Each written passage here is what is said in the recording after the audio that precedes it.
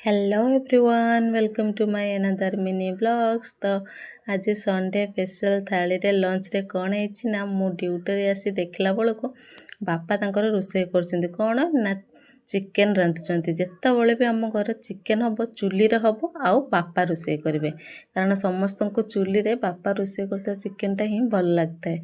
तो माँ कहला तू ताने बिलाती खटा और सालाड तैयारी करने। मुझे कहली हो ठीक अच्छे मुझे काकुड़ी दीटा काटी देकी किसी लुण लंका देके सालाड तैयारी करके रखिदेली। तापर मु बिलाती काटिकी रखी जीरा आउ शुक्ला लंका देके ताकू बिलाती देके लुण चीनी एका सागर सब देकी किसी पानी ऐड कर देकी मु पूरा खटाटा को तैयारी करके रखिदेली। तो सांग मैंने आपण मानक चिकेन झोल रांधतु कौन खायापी बेसी भल लगे चुली रे ना गैस रे ना हीटर रे कमेंट रे निहाती जणाइबे।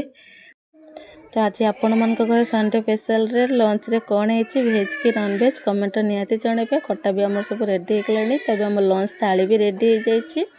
तो दीदी गोटी खाଇବା देदेली भात चिकेन झोल काकुड़ी सालाड आ खटा दीदी एबे खायापी बस